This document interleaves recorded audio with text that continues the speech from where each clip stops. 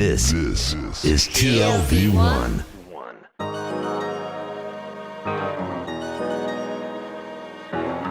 The Tel Aviv Review.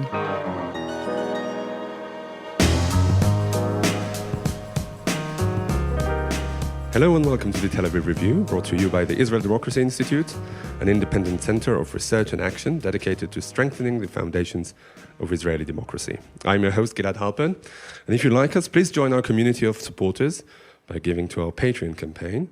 You'll find it on our homepage, that's tlv1.fm/Tel Aviv Review. Scroll down to the bottom and you'll see a big red button that says Patreon. Click on it and support us. We are counting on you. My guest today is a seasoned American journalist. She's currently a staff writer for the New Yorker magazine. And she's now in Israel to participate in a conference entitled Democracy Under Stress, jointly organized by the Israel Democracy Institute and the DC-based Brookings Institution. Susan Glasser, hello and welcome to the Tel Aviv Review. Thank you so much, Gilad.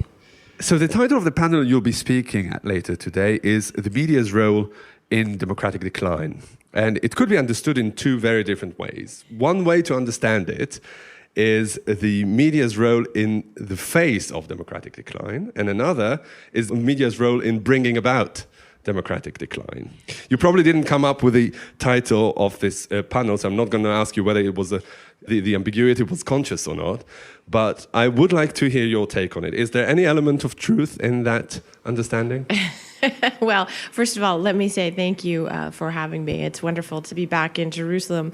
And, you know, there is this uncanny echo in a way for me to see the conversation about democracy here in Israel and to see how it both mirrors and is resonating in the Washington of today. In both cases, you could say it's something very surprising that we're even having a conversation about the media and democratic decline. I am a child of 1989, if you will, and spent the last 20 years thinking that we were marching in the direction of great democracy and progress. No, I mean, just to be a little snide about it. But, you know, right now we're re-examining and having debates about a lot of what I would call first principles. Foremost among them, in the United States at least, is the idea of the First Amendment and a president of the United States attacking the media, which is something that really none of us were wired to understand or expect. So in that context, sure, we can have the usual second guessing over our coverage of the 2016 election or, you know, whether we're normalizing Trump by, you know, not being outraged or whether, in fact, it's an outrage that we're quoting his outrages. We have every single one of those conversations every day. But for me, I try to pull back and remember that, you know, these kinds of controversies always exist. And the media is a mirror for the society that it reflects and covers and is a part of. And so if you want to beat up on the press, essentially you want to beat up on yourself, which is an understandable impulse in both countries at the moment. Why do you think it was the press in particular that won that very pejorative term, the enemy of the people? I mean, it's really the worst Trump or anyone could have come up with. I mean, he didn't choose to label his political opponents, the Supreme Court, academia, civil society, all sorts of other levers of potential opposition to him, but the media itself. What do you think really is in the media that attracts so much fire and so much ire from Trump, not just Trump himself, also his very broad support base? Well, that's right. So the enemy of the people thing has a particular resonance for me. I spent 4 years as the Washington Post bureau chief with my husband in Moscow. And for anyone who spent even a minute in Russia, the particular use of the term enemy of the people has a kind of resonance that is beyond belief that the president of the United States would be using it, because that term, vrag naroda, in Russian, it means enemy of the people. And it's the specific sentence that was used in the Stalin period to sentence literally millions of people to the gulag and death. And Donald Trump, maybe he did, maybe he didn't know that when he first uttered this term. He's been told that many, many times at this point and has chosen to continue using it. So I feel that it's particularly important that people call that out, that they make a point of saying it is unacceptable discourse and that it's not some accidental rhetorical a sleight of hand. It's very purposeful. And I believe that it is not only a purposeful use of this term, but a purposeful strategy behind it. And in fact, you saw President Trump and his then advisor, Steve Bannon, use this term and trot it out at the very beginning of his administration. In February of 2017 was the first time that Trump used the term enemy of the people. In other words, within weeks of his presidency. Steve Bannon used it even earlier. And, in my view, you could say, well, they knew that they wanted from the beginning to create the press as the opposition party. They felt Democrats weren't weak enough, or that it would be dismissed perhaps as simple partisan posturing if they really elevated only their Democratic opponents. And so that's part of it, is a calculated political strategy. The other thing that I would spotlight, that it is also not only just politics, but it's the authoritarian playbook. You have to connect Trump's rhetoric here and his actions targeting the media to that of every other would-be authoritarian leader and strongman seeking to consolidate power and to divide society in a way that enables their rule. It was not an accident that the first big story that we covered in Russia after the rise of Vladimir Putin was his in the early 2000s. attack. Sorry? In the early 2000s. In the early 2000s, when Putin became president, happened to be the period of time when I lived there, and his consolidation of power. What's act number one in consolidating power in Russia and in all these places? Attack the media. In Russia's case, they took over NTV, which was the only independent television network that had really ever existed in Russia, a product of the post-Soviet first decade, and they took it over. So it really has to do with Trump's authoritarian impulses more than anything else, because it doesn't really make sense if you look at it objectively, because the media right now is really at the lowest ebb in modern history.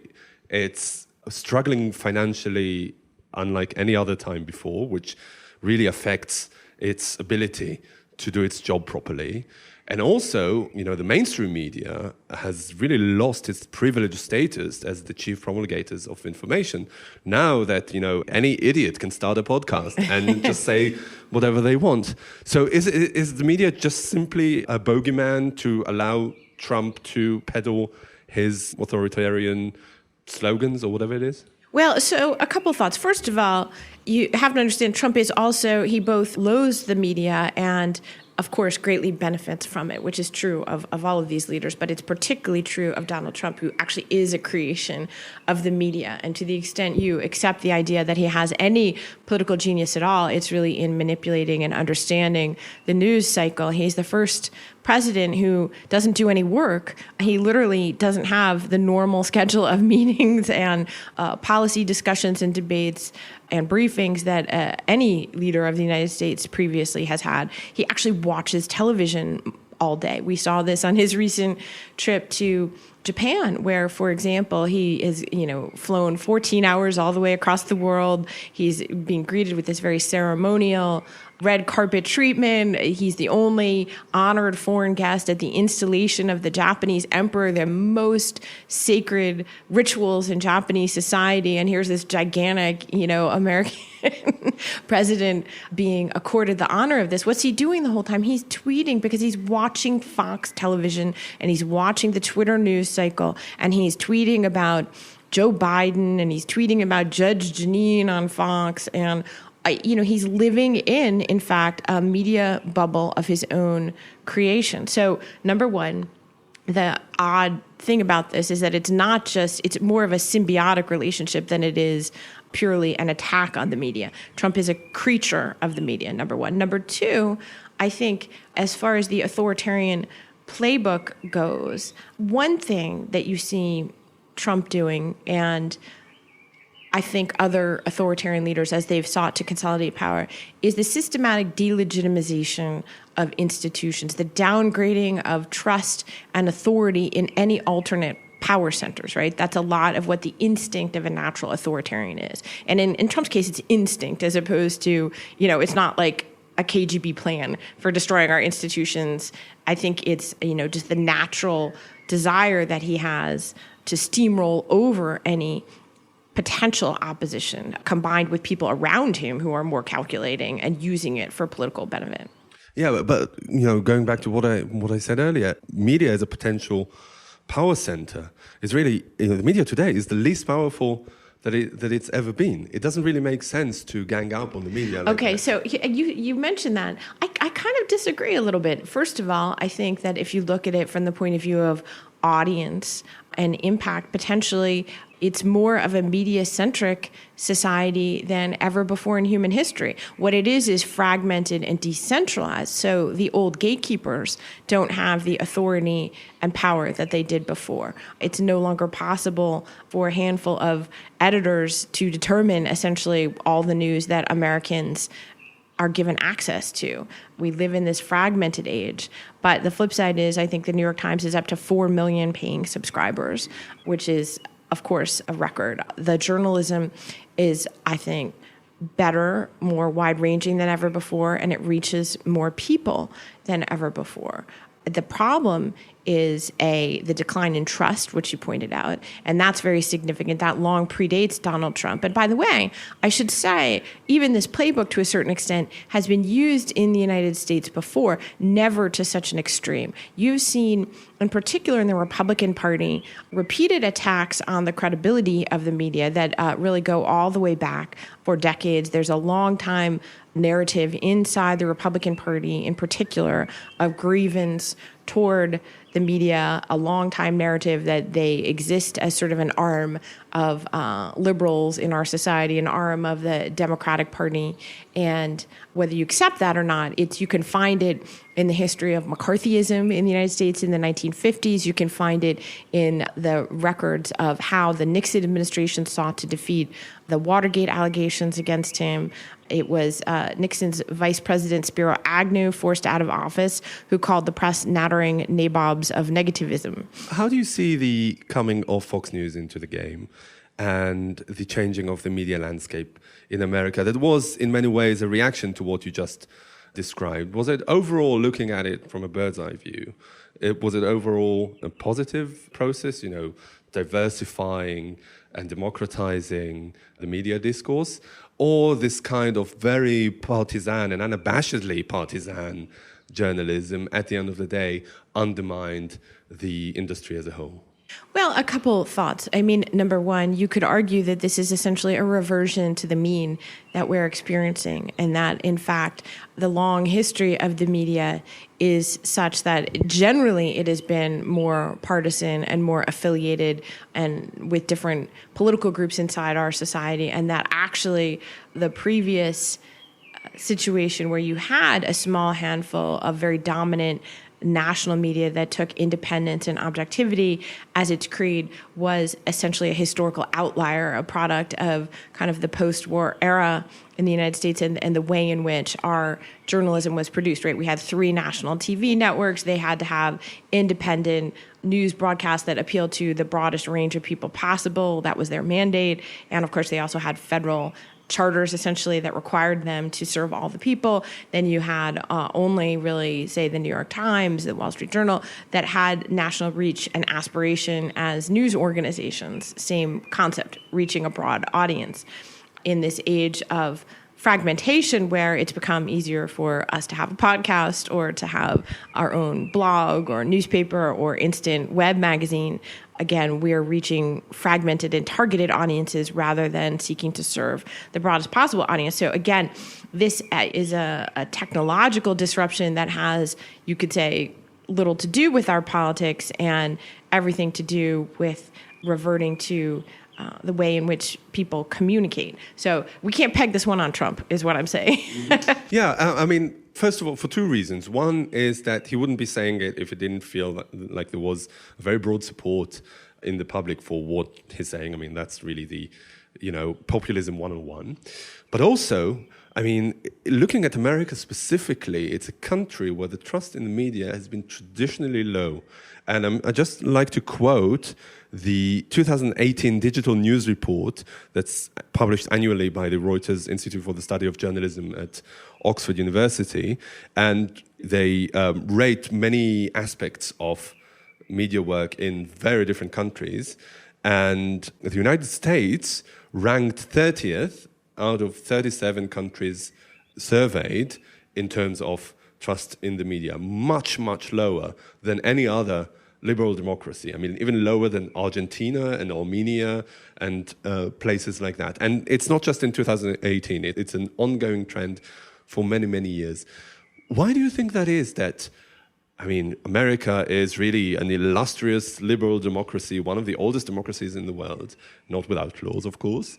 But still, after all these years, and this, unlike Russia that you just described, is really this years-long democratic tradition, or at least some sort of inculcation in that direction, it still didn't help foster some sort of trust in the media. Look, I would say a couple things. One is that until recently, probably what I would have said or what someone else might have said is, hey, look, we're so secure in our democracy. Americans tend to take for granted many of our institutions. And, this great barrier wall essentially that we have is not an actual wall with Mexico. It's these two oceans, the Atlantic Ocean and the Pacific Ocean. And this idea that we were insulated from the rest of the world, that we had the luxury, in effect, of not needing to focus on our institutions. As you know, it's not only that the United States has this low trust in the media, but we have the lowest voter participation percentages of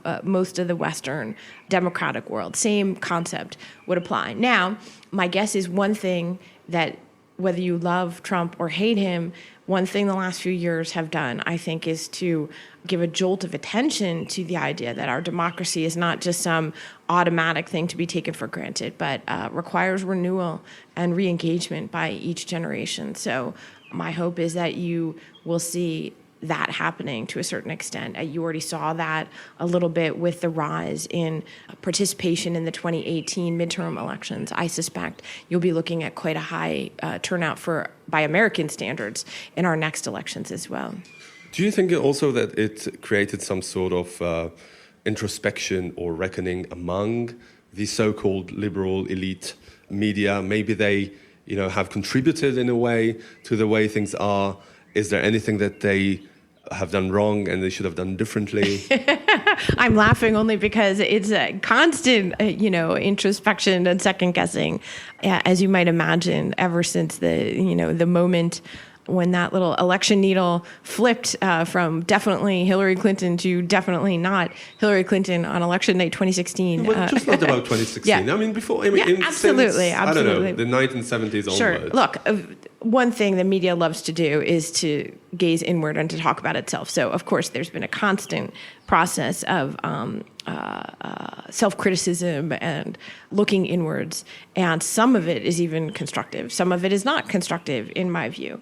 Can you elaborate? Yeah, absolutely. So, number one, we are a mirror and a reflection of the society. And that means that we have all of its flaws.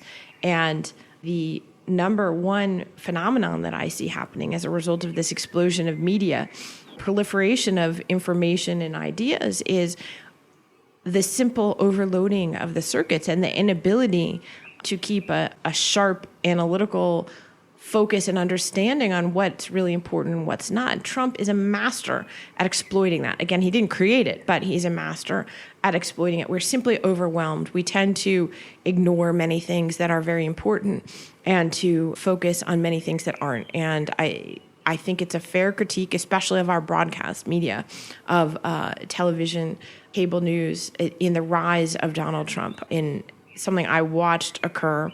And, it was extremely problematic. His ability to dominate and own a conversation by actually saying almost nothing was something that was really dramatic. And because it's been replicated in other countries, you can see that that's a technique that really works for using the present day tools of media and disruption. That's number one. Number two, I think a reckoning around audiences, how to engage with them, what kind of journalism they were and weren't paying attention to, is something that we're in a more than decade-long process of understanding. When I started working at the Washington Post, there was a lot of sanctimony and a lot of a sense of, well, it's important because we say it's important or we print it and therefore people read it. But of course, that was BS. I mean, that was just not true. And, there was this idea that was both noble but also really wrong-headed of like, well, we're published for the bus driver in Prince George's County, one of the suburbs outside of Washington, as well as for the senator on Capitol Hill. That may be true, but of course, the bus driver in Prince George's County, he was reading the late sports scores, and he didn't give a hoot about our coverage of Israel or the fact that the Washington Post had foreign correspondents at the latest, European Council session in Brussels. And people weren't reading a lot of what was published, and they didn't feel themselves to be stakeholders in democracy as it was defined by the people who were creating it and participating in it. And I think what we're seeing right now is the delayed response to that. The media mandarins did not have a real sense of who was actually participating in this grand democracy that they were so proud of. And you see actual genuine, earnest attempts to reach out to a broader base of the American public? Well, you do see that, number one. However, the other thing that I think is really important, because you hear this all the time and you'll hear it even more over the next year and a half as we have our American presidential election, this sort of really bogus do-gooder argument that, well, it's all the media's fault because people really want to have more coverage of policy debates, and they really, instead of focusing so much on the horse race, we should write a lot more about healthcare coverage. Yeah, that's just not true. Okay. First of all, there was always a lot of coverage of healthcare. Second of all, people didn't read it. And that's what I'm saying is like, unless you can look with an unbiased and critical eye, what are people actually consuming? What do they actually know about things? And are they using this journalism in any meaningful way? As citizens, you're just going to keep saying a lot of things that are just bogus and untrue. And the reality is we don't have Donald Trump as president because there wasn't enough coverage of healthcare policy. It seems to me like you're saying that America is just having a bad day. And at the end of the day, the democratic institutions, democratic culture in the media and beyond it are robust and can survive Donald Trump's assault and the kind of culture, kind of atmosphere that he created. Well, that's a little bit, I wouldn't go that far. I mean, maybe on my good days I think that, but there is an alternate possibility that I don't discount at the moment. And I'm actually not a believer in Vice President Joe Biden's "don't worry world, America will be back," this sort of snapback idea that, hey, just give us a few minutes here and we'll get our stuff together.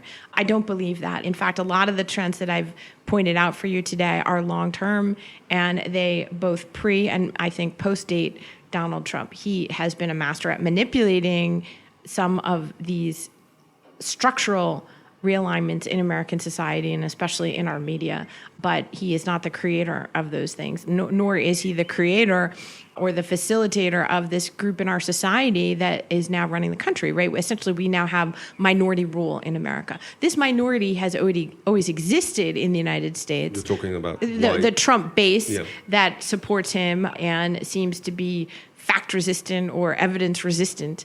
This is a phenomenon that people talked about. Go back and read the coverage of Richard Nixon during Watergate. Similar base of support, similar views that they would not abandon him until the very moment at which they did abandon him. Even now, many of the people who are supporting Donald Trump, I just read a piece last night that was basically like, these are the people who crucified Richard Nixon, and now they're trying to do it all over again. So this group has always existed in our society. What's different is some of the weakness of our institutions and the changes in our political culture that we've been talking about. And I think they are much weaker in many ways. And certainly public trust is eroded in them. The sense of what's possible and what violates a norm has been completely blown past in a way that makes it a riskier moment for our democracy. Number one. Number two, you asked me a question which we didn't address that's very important, which is the Fox News factor. Richard Nixon did not have a Richard Nixon state TV. And Donald Trump has enormously benefited from essentially the fusion of one very influential national television network with his own goals and means, and that is Fox News, which he even speaks about in an almost proprietary manner. I would urge any of your listeners sometime to spend at least a few minutes listening to one of Donald Trump's rallies where he goes around the United States and talks with his political supporters. And the way in which he talks about the Fox News hosts is, to me, one of the most striking aspects of those rallies, because he says, well, Tucker and Sean and Judge Jeanine, he's on a first name basis with these folks. He often uses the term our hosts when he's referring to them. And again, you have this sense of the fusion of man and media message in a way that has proved uniquely politically potent for him. Yeah. All right, Susan Glasser, staff writer for the New Yorker magazine. Thank you very much for joining us today. Oh, thank you. Great questions. And many thanks to Gizem Ozdemir, our sound engineer, and to Itai Shelem and Georgia Foscarini, our producers, as well as the Israel Democracy Institute for their generous support. And I would like you to rate us on the Apple Podcasts app, and please support us by going to our website, that's tlv1.fm/Tel Aviv Review, where you can subscribe to our Patreon campaign. Check out our archive. It has more than 500 interviews to keep you busy, entertained, and hopefully annoyed. If you like us here, please like us on Facebook as well. Our page is called the Tel Aviv Review Podcast Ideas from Israel. And follow me and my co-host Dalia on Twitter. She'll be back with us shortly. Join us again next week for another edition of the Tel Aviv Review. And until then, goodbye.